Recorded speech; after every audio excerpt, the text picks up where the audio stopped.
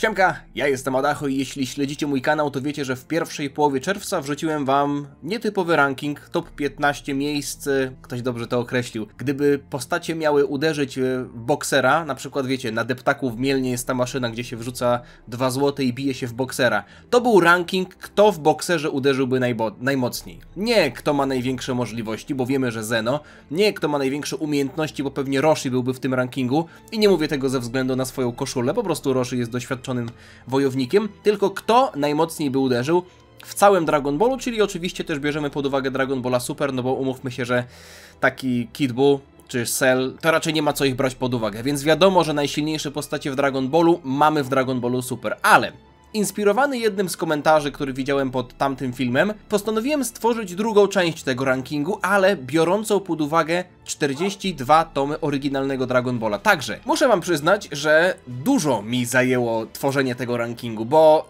6 godzin. Możecie się ze mnie śmiać, ale większość z tego czasu to było czytanie od początku mangi Dragon Balla, w zasadzie głównie czytałem mangę Majin Buu Sagę, no bo tam były najsilniejsze postacie, ale doszukiwałem się słów, zdań, sugestii, co postać powiedziała na temat innej postaci, zapisywałem sobie te zdania i wydaje mi się, że mogę powiedzieć, że stworzyłem w miarę rzetelny ranking. Oczywiście jest to Dragon Ball, więc nie będziemy mogli powiedzieć na 100%, bo są tutaj w tym rankingu postacie, które powiedzmy, że nazywam taką swoją dziką kartą. Wydaje mi się, że mogą być silne, ale nigdy nie zostało wprost powiedziane, jak są silne. Mimo tego uważam, że byłoby trochę niesprawiedliwe, gdybyśmy ich w ogóle nie wzięli pod uwagę. Także większość tego rankingu myślę, że mogę nazwać surowymi faktami, natomiast tak jak mówię, jest kilka, mogę chyba powiedzieć, kontrowersyjnych postaci, które podejrzewam, że umieścilibyście w innym miejscu tej składanki, tak czy siak. Nie wiem, czy narodzi się z tego seria, bo to jest drugie takie top 15. Być może jak skończę oglądać Dragon Balla GT, to stworzę jeszcze top 15 najsilniejszych postaci z Dragon Balla GT. Jeśli chcielibyście taki film, to możecie zostawić lajka, a my przechodzimy do miejsca 15 i tak mi wyszło, że na miejscu 15 znajduje się Piccolo. Rzecz jasna, Piccolo po fuzji z Kamim. Jeśli mamy spojrzeć na to, jaki poziom mocy miał Piccolo, to najlepszym, myślę, że przykładem będzie saga androidów, gdzie mieliśmy walkę z androidem 17 i ta walka wyglądała tak, że chłopaki byli praktycznie na równi. Chociaż nie powinienem na temat Piccolo mówić chłopak, bo oni nie mają płci, więc Piccolo z androidem 17 mieli mniej więcej równy poziom, aczkolwiek android 17 się nie męczył, dlatego on zyskiwał przewagę w tej walce. Natomiast dlaczego Piccolo jest tutaj wyżej niż android 17 i też chociażby wyżej niż android 16, bo pamiętamy, że android 16 był silniejszy niż android 17 i 18. Z tej trójki antagonistów 16 była najsilniejsza. Po pierwsze, 17 widzieliśmy tylko w jednym momencie po sadze androidów, czyli w momencie, w którym on podnosił rękę do Genki Damy. Staramy się bazować na tym, co widzieliśmy w mandze i jak najmniej dopowiadania w stylu 17 musiał przez te 7 lat trenować. 18 mogłaby w sumie trenować, ale po pierwsze, 18 była słabsza niż Android 17, więc jeśli porównujemy poziomy mocy z Android Sagi, to Piccolo wtedy był i tak silniejszy niż 18.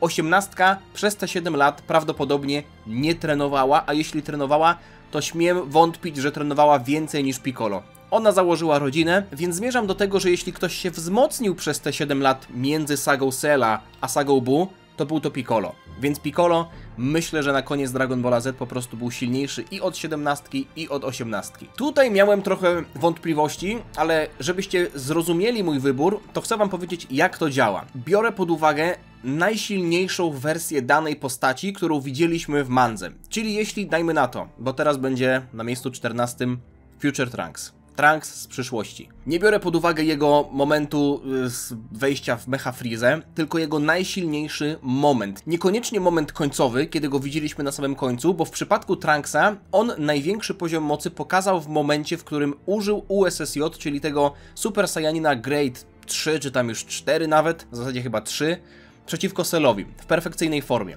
Ale Cell wiedział, że ta transformacja daje tylko surową moc, a zabija szybkość, więc tak naprawdę Trunks było powiedziane, że jest w tamtym momencie silniejszy od perfekcyjnego Cella, natomiast warto pamiętać o tym, trzeba pamiętać o tym, że to był Cell po pierwsze przed autodestrukcją, więc nie miał tego swojego w cudzysłowie SSJ2, bo wiemy, że podczas Cell Games jak wrócił po zniszczeniu, po autodestrukcji, to wrócił jakby wzmocniony, prawda? To nie był Cell w nawiasie Perfect Form, tylko Perfect Cell uciekając się do nazewnictwa w grze Dokkan Battle. Więc myślę, że od tamtego Cella, powiedzmy w SSJ2, już Trunks silniejszy nie był. Poza tym Cell też pokazał, że ma tę napakowaną formę, zresztą pokazał to wcześniej, więc tutaj nie muszę wam tłumaczyć, dlaczego Future Trunks w USSJ jest wyżej niż Piccolo, ale myślę, że pierwsza kontrowersja może się pojawić w tym momencie. Dwie postacie, pewnie wiecie o jakich mowa, jeśli mówię, że to jest dwójka postaci. Na miejscu 13 Goten, oczywiście jego najsilniejsza forma, jeśli chodzi o samego Gotena, to jest Super Saiyanin.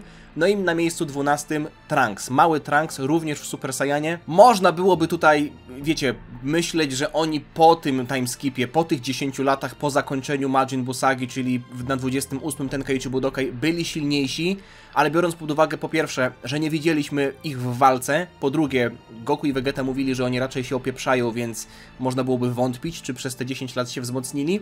Chcę tutaj powiedzieć, że Goten i Trunks na początku sagi mieli dwa momenty, i Goten i Trunks, które mocno sugerowały, że oni są bardzo silni. Pierwszym momentem było to, jak Goten w Super Saiyanie trenował z Gohanem w Super Saiyanie. I tam Gohan powiedział słowa, że jak nie będzie uważał, to dzieciaki go prześcigną. W sensie one jeszcze go nie prześcignęły, ale go prześcigną. To było na początku sagi. Trunks na początku sagi w komorze grawitacyjnej, w tym pokoju grawitacyjnym w korporacji Kapsuła, walczył z Vegetą SSJ.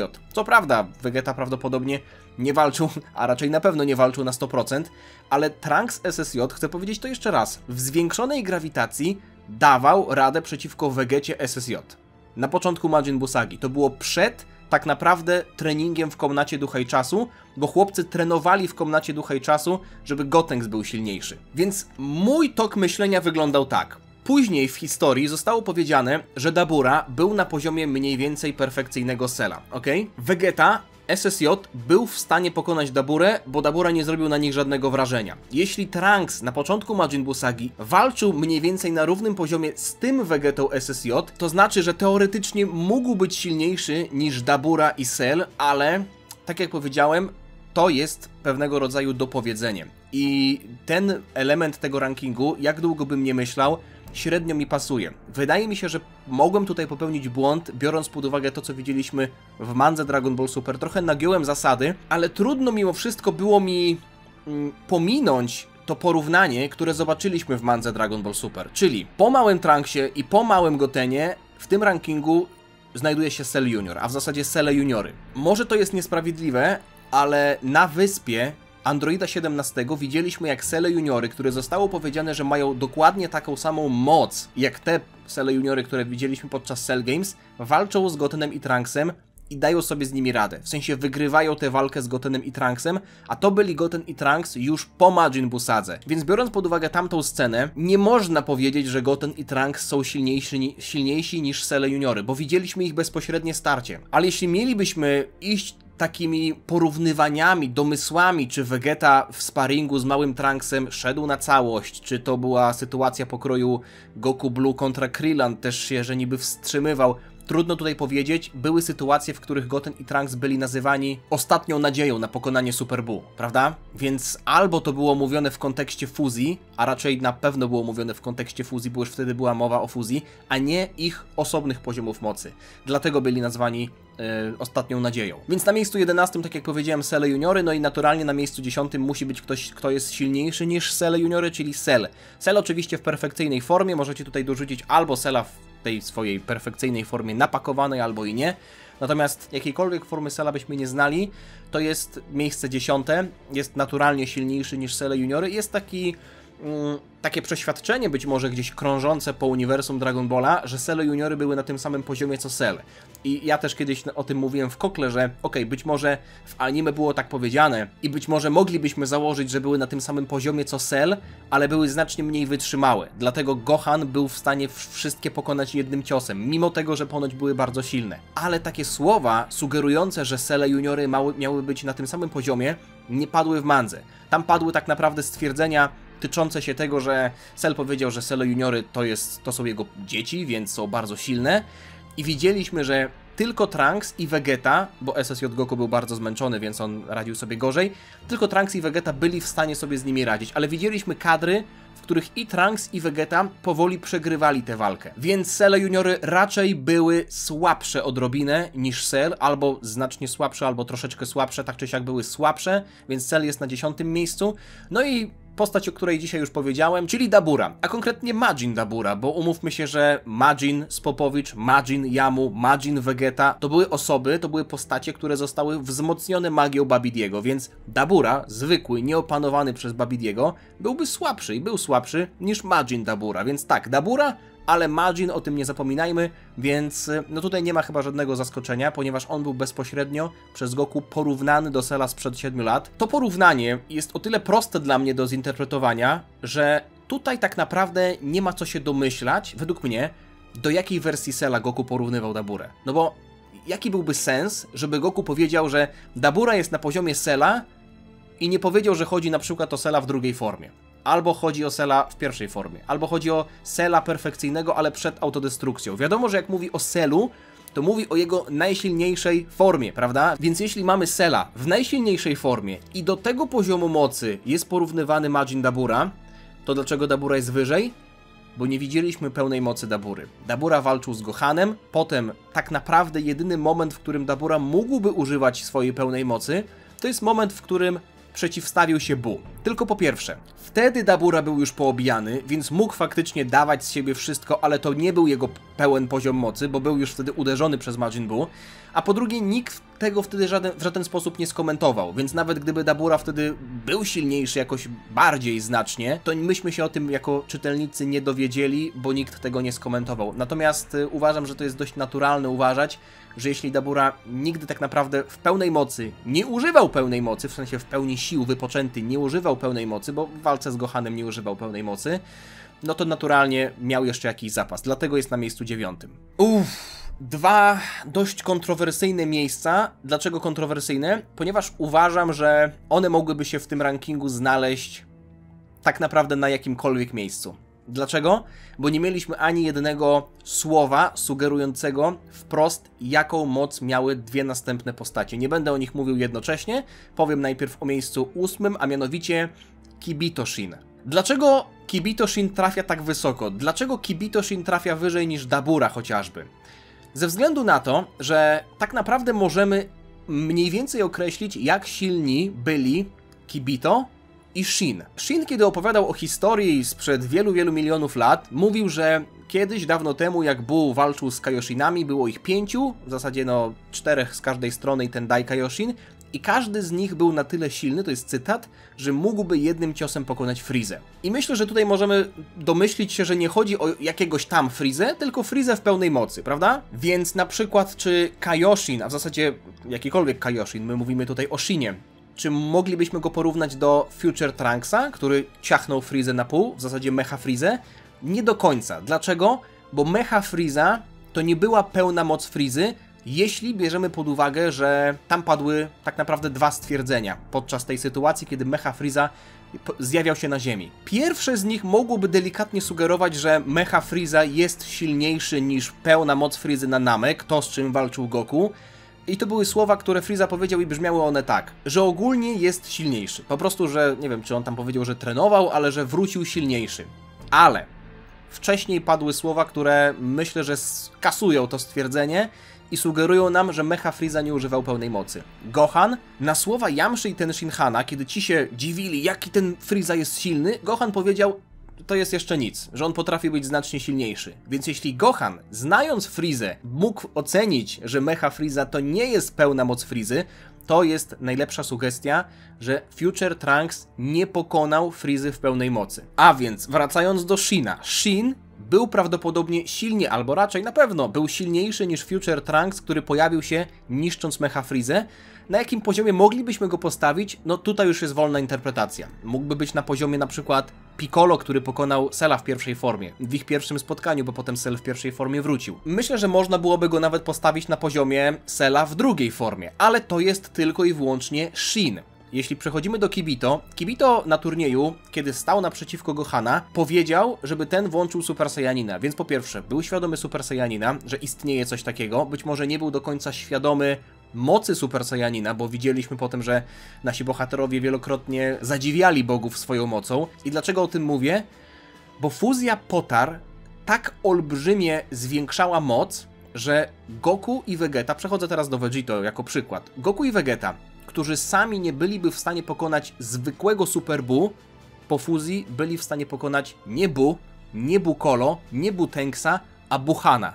I to totalnie zniwelować jakiekolwiek zapędy Buhana, więc Potara olbrzymie wzmacniała. I uważam, że mimo tych słów, które powiedział Elder Kaioshin w kontekście Kibito Shina, że to były dwa chłystki, nie, to nie były dwa chłystki. Myślę, że ich moc mogła być większa niż moc Dabury. Dabury w tamtym momencie w historii nie było, więc Kibito Shin tak naprawdę się nie przydał. Mało tego, Kibito Shin, kiedy się scalił, chciał się rzucić jakby do walki. Chciał się rzucić do walki, a jaki wtedy był Buu?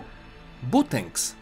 Kibito Shin chciał się rzucić do walki z Butenksem. Okej, być może zrobił to w przypływie jakichś buńczucznych emocji. Elder Kaioshin szybko go ukrócił i jednocześnie wiedział, że jak Goku poleci, to będzie miał szansę. Więc Goku poleciał, bo miał szansę, Vegeta też leciał, bo miał szansę, ale Kibito Shin nie miał szans, więc automatycznie Kibito Shin jest niżej niż Goku i Vegeta. Rozumiecie, na czym polega ta płynność sytuacji. Możemy określić, od kogo jest silniejszy Kibito Shin, ale jak bardzo silny już nie. Więc uważam, że umieszczenie go na 8. miejscu w tym rankingu jest takie bardzo na czutkę, no wiecie, teoretycznie mógłbym go umieścić na przykład poniżej Dabury i też poniżej Cella, ale po prostu doceniam moc Potary. Tak mi się po prostu wydaje, że Kibito Shin na 8. miejscu to jest jego przedział. Mimo wszystko na miejscu 7. znajduje się postać, która po pierwsze nie miała jasnego opisu swojej mocy, poza kilkoma obrazkami. Bez słów po prostu musieliśmy sami zinterpretować to, co widzimy na łamach ostatniego w zasadzie rozdziału mangi Dragon Ball, czyli Up. To, na czym bazuje i to, co sprawiło, że wstawiłem Uba na 7. miejsce w tym rankingu, to jest właśnie ostatni rozdział, no bo gdzie wcześniej, bo wcześniej go nie było. Chodzi o kopniak Uba. Up był zdenerwowany, nie wiedział, pamiętajmy o tym, że on nie wiedział, to jest ważne, jak korzystać ze swojej mocy, więc on mógł mieć wysoką moc, ale nie potrafił z niej skorzystać, więc Up kopiący Goku w rękę, która potem Goku aż zaczęła boleć i mu zdrętwiała, Goku był wtedy w bazowej formie, ale był po 10 latach, podejrzewam, że treningu, no tutaj nie możemy dopowiadać sobie, ale tak jak Goten i Trunks raczej przez te 10 lat nie za bardzo trenowali, tak uważam, że Goku trenował. Jestem wręcz pewien, że Goku trenował, więc na pewno był silniejszy w bazowej formie niż w Majin Buu Sadze. Więc jeśli Up tym kopniakiem sprawił mu jakiekolwiek problemy, może nawet Up nie był na tym samym poziomie co bazowy Goku, ale jeśli był mniej więcej na tym samym poziomie co bazowy Goku, to znaczy, że był automatycznie silniejszy niż Kibito Shin, który był słabszy niż Goku i Vegeta. Tak jak powiedziałem, Goku i Vegeta zostali przez Elder Kaioshina, w zasadzie Vegeta nie, ale Goku zostali wysłani na walkę z Buu. Kibito Shin nie został wysłany, bo powiedział Elder Kaioshin, że będzie im tylko przeszkadzał. Dlatego Up wyżej niż Kibito Shin. No a teraz przechodzimy, wydaje mi się, że do takiej, może nie złotej szóstki, ale do szóstki, którą wydaje mi się, że już bardzo łatwo umieścić. I prawdopodobnie zastanawiacie się, gdzie w tych historiach są różne wersje Buu. To będzie bonus na końcu, bo przygotowałem tak naprawdę dwie wersje rankingu. Pierwsza z nich, o której teraz mówimy, to jest wersja rankingu z tylko jednym Buu, czyli tą jego najsilniejszą formą. Druga wersja rankingu bierze pod uwagę wersję Buu pokroju grubego Buu, Butenksa, Buhana i tak dalej, i tak dalej. Na miejscu 6. znajduje się Vegeta, konkretnie Majin Vegeta w SSJ2, bo to była najsilniejsza wersja Vegety. Wiadomo, że Vegeta, jakby mam tutaj kilka argumentów, to jest akurat mało ważne, ale żeby też powiedzieć parę słów o Vegecie, bo myślę, że naturalnym jest to, że Vegeta jest wyżej niż poprzednie postacie i jednocześnie naturalnym jest to, że jest niżej niż postacie, o których będę zaraz mówił, więc nie muszę wam chyba argumentować tego, dlaczego Vegeta jest w tym miejscu, ale chciałbym kilka rzeczy powiedzieć tyczących się tego, bo jest to dyskusja, która trwa od wielu lat. Przewodniki Daizenshu o tym pisały, ale nie wszyscy uznają przewodniki Daizenshu, bo w mandze tak naprawdę nigdy to wprost nie zostało powiedziane. Czy Majin Vegeta miał SSJ, w zasadzie czy Vegeta miał SSJ2 przed tym, jak został uwolniony jego potencjał przez Babidiego, prawda? Najpopularniejszym argumentem, ale nie moim głównym, bo znalazłem coś jeszcze, jest to, że jak Goku pokazał przez chwilę w walce z Jakonem SSJ2, to Vegeta sobie tam stał oparty o ścianę i pomyślał tylko w głowie, że o, Goku też przełamał się przez ścianę Super Saiyanina. Totalnie go to nie wzruszyło. no bo wiedział, że też to ma, prawda? Ale wracając tutaj do Cella i Dabury, czyli do tego porównania. Po pierwsze, Goku i Vegeta nie byli pod wrażeniem Dabury, kiedy pierwszy raz go zobaczyli. Po drugie, powiedzieli, że mogliby go pokonać. Vegeta się wściekał, jak patrzył na Gohana, który nie był w stanie pokonać Dabury. Więc umówmy się, że Vegeta i Goku wiedzieli, że mogą pokonać Daburę. Poziomy mocy, które padły w Majin Buu Sadze, nie takie typowe, które moglibyśmy zbadać skauterem, tylko tamtą inną jednostką, konkretnie Kili, to było 4000 dla Dabury, 3000 dla SSJ Goku i 800 dla Yakona. Więc uwaga, jeśli w tamtym momencie historii Vegeta był słabszy niż Goku, to znaczy, że jego Super Saiyanin był słabszy niż Super Saiyanin Goku. Ok? Nadążacie? Vegeta SSJ i tutaj Goku SSJ. Więc jeśli Goku SSJ miał 3000 kili, a Dabura miał 4000 kili, to jakim cudem Vegeta, który był pod Goku, miałby być pewien, że pokona Daburę? Bo miał SSJ2. Miejsce 6. Goku. SSJ3, rzecz jasna, to była jego najsilniejsza forma. Goku był równy z Majin Vegetą SSJ2, będąc w swoim SSJ2, więc naturalnie był silniejszy, używając swojego SSJ3. Klepał się z Kid Buu, podczas kiedy Vegeta SSJ2 był pod wrażeniem siły ciosów Kid Buu, więc jakby to są kolejne argumenty, że Goku był silniejszy niż Vegeta, to nie jest absolutnie żadne zaskoczenie. Natomiast taka ciekawostka, albo taka myśl, która wpadła mi do głowy, że ten zabieg fabularny, że Kid Buu niszczący Ziemię i zabijający wielu Ziemian, też Gohana, Piccolo, Gotena i Trunksa, to był jakby pretekst do tego, żeby Kid Buu nie został pokonany za szybko. Goten Trunks scalający się w Gotenksa i Gohan byliby w stanie błyskawicznie pokonać Kid Buu. Dlatego Toriyama ich tak naprawdę, brzydko mówiąc, zabił i Goku i Vegeta, którzy byli...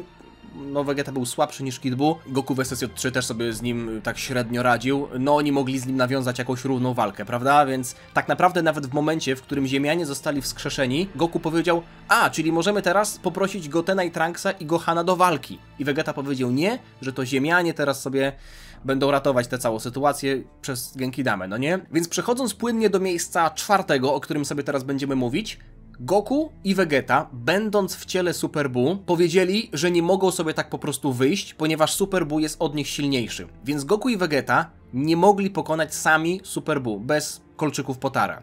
Więc naturalnie są słabsi od kogoś, kto był o krok od wykończenia Super Buu, czyli Gotenksa. SSJ3, Gotenks ogarniał Super Buu przez chwilę. Zresztą Super Buu był silniejszy od grubego Buu, który walczył z Goku SSJ3. I tak jak powiedziałem, Gotenks SSJ3 był o krok od wykończenia Super Buu. Niestety to się nie udało, ale myślę, że co do jakby tej kolejności, czyli Gotenks, Goku, Vegeta, przekonywać nikogo nie muszę. No i tak naprawdę 3 ostatnie miejsca to też chyba nie muszę nikogo przekonywać. Na miejscu 3 ląduje Ultimate Gohan, który deklasował Super Buu. Tak jak Gotenks był o krok od wykończenia, ale nie wykończył, Gohan deklasował Super Buu. Na miejscu 2 ląduje najsilniejsza wersja Buu, czyli Buu z wchłoniętym Gohanem. Tak naprawdę nie rozumiem, jakim cudem jeszcze dzisiaj gdzieś w odmętach internetu widnieje, jakby toczy się dyskusja, która wersja Buu jest najsilniejsza. Już pomijając fakt, że nawet Toriyama o tym kiedyś mówił w wywiadzie, że ten Buu z wchłoniętym Gohanem, ale nawet była kwestia tego, że kiedy Buu wchłonął Gotenksa, Gohan go zapytał, jeśli chciał być najsilniejszy, jeśli Buu chciałeś być najsilniejszy, dlaczego nie wchłonąłeś mnie? W sensie mniej Gohana. No i Buu odpowiedział, że po co mi taka wielka moc, skoro nie mógłbym jej na nikim przetestować. Więc gdyby Buu wchłonął Gohana, to nie miałby tak naprawdę z kim na równi, w sensie na równi, no jakkolwiek na równi walczyć. Więc Buu jest na 2. miejscu i oczywiście na 1. Super Vegito. No jeśli ktoś deklasował Buhana, to musi być od niego naturalnie wyżej. Natomiast teraz przejdziemy do tej wersji rankingu, o której mówiłem przed chwilą, czyli biorąc pod uwagę różne formy Buu. Także, to jest wersja rankingu, którą teraz zobaczyliście. Pam, para, pam. Jak widzicie, troszeczkę kolejność się zmieniła. Oczywiście te postacie, które były na końcu rankingu, no wypadają z niego naturalnie. Cell jest na 15. miejscu, Dabura, potem Shin, Up i Vegeta tuż za pierwszą 10.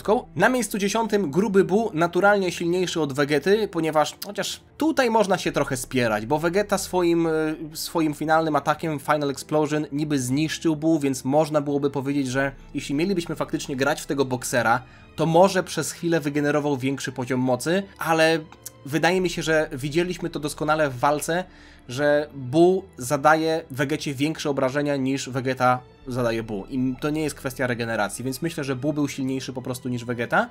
Natomiast Goku, w pierwszej chwili, w zasadzie widzieliśmy jego mniej więcej równą walkę z Buu. Potem Piccolo pytał Goku, czy ten byłby w stanie pokonać Buu. Goku mówił, że nie wiem. Natomiast później, na samym końcu sagi, Goku wprost powiedział, że byłby w stanie, że w tamtym momencie był w stanie, używając SSJ-3, pokonać grubego Buu. Dlatego gruby Buu jest na miejscu 10, no i na miejscu 8 Kid Buu. Porównanie jest proste. Kid Buu był odrobinę silniejszy niż Goku SSJ-3, ale walka mogła zostać nawiązana. W sensie Goku walczył z Kid Buu i był w stanie jakkolwiek, no mówię, nawiązać z nim walkę. Natomiast kiedy oni byli w środku Super Buu, nie chcieli z niego wychodzić, bo wiedzieli, że Super Buu ich zniszczy. Więc naturalnie to porównanie stawia Super Buu wyżej. Mimo wszystko jest pewna drobna scena, która mogłaby trochę zaburzyć ten obraz, ale chcę tutaj zwrócić uwagę na jeden szczegół. Mianowicie transformacja z Super Buu, tego południowego Buu, że tak powiem, tego napakowanego Buu i potem w Kid Buu. W tamtym momencie, kiedy wszyscy zostali wyrzuceni z ciała Buu, Goku i Vegeta powiedzieli, że jego ki rośnie.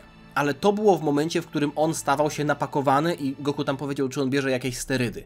Później dopiero zmienił się w Kid Buu. Gdyby on się transformował bezpośrednio w Kid Buu i nasi bohaterowie powiedzieliby, że jego ki rośnie, to byłby bezpośredni argument za tym, no, że Super Buu, zmieniając się w Kid Buu, wzmocnił się. Ale było to tak, że był w Super Buu, potem wzmocnił się, przetransformując się w tego południowego Buu, że tak powiem, no i potem znowu się osłabił, stawając się Kid Buu. Więc Kid Buu na miejscu 8, Super Buu naturalnie na miejscu 7. Wiadomo, że wersja Super Buu z Piccolo musi być silniejsza, także Buccolo na miejscu 6. No i tutaj już bez żadnych zaskoczeń, Butenks na miejscu 3 i Buchan na miejscu 2. Ewentualnie można było się zastanawiać, czy zamienić 5. i 6. miejsce, czyli Gotenksa i Buccolo, ale w momencie, w którym fuzja chłopaków się skończyła w Buu, Goku powiedział, że teraz Gohan może was pokonać, więc Gohan był naturalnie silniejszy od Buccolo, mógł go pokonać. No ja tutaj też jakby dałem taki kredyt zaufania chłopakom, czyli Gotenksowi tak naprawdę w SSJ-3. Może dlatego, że w ostatnim rankingu go nie uwzględniłem i kilka osób o nim pisało, także tutaj też 5. i 6. miejsce myślę, że dość płynne. I pytanie prawdopodobnie zadacie, gdzie jest Evil Buu, czyli ten szary Buu. Mógłbym go tutaj umieścić, ale po pierwsze to jest tak naprawdę Super Buu. No wiadomo, że z wchłoniętym grubym Buu, ale wszystkie te wersje, które tutaj mamy, możemy jakkolwiek określić. Albo one walczyły z naszymi bohaterami, albo były jakkolwiek określone przez naszych bohaterów. W sensie, że Goku opisał słowami moc Buccolo na przykład, który no, bezpośrednio nie walczył. W przypadku Evil Buu, tego szarego Buu, on się pojawił i pokonał grubego Buu i zniknął, więc na pewno byłby od niego silniejszy, to już nie jest aż tak istotne. Wiecie, mieliśmy też krótką walkę złego Buu z grubym Buu i Kid Buu z grubym Buu, prawda? Kid Buu pokonywał grubego Buu z założonymi rękoma, Evil Buu też nie robił sobie nic z ataków grubego Buu, więc na pewno byli silniejsi, a jak ich moc miała się do siebie, czyli złego szarego Buu i Kid Buu, tak jak mówię, może była mniej więcej podobna, ale już tutaj uznałem, że wrzucę Super Buu i będzie git. Także, jeśli wam się podobało, zostawcie lajka. Jeśli chcecie więcej takich filmów, to możecie napisać też komentarz. Tak jak powiedziałem, być może zabiorę się następnym razem za Dragon Balla GT, jak już obejrzę tę serię, po raz kolejny zresztą. I zostawcie suba, żeby niczego nie przegapić. Dzięki wam za oglądanie i czekam na wasze opinie. Być może jest tutaj coś, o czym nie wspomniałem, chociaż mówię, długo czytałem te wszystkie szczegóły, więc może jest coś, co ominąłem, ale wydaje mi się, że raczej z większością powinniście się zgodzić. Tyle. Dzięki za oglądanie. Trzymajcie się. Dziana.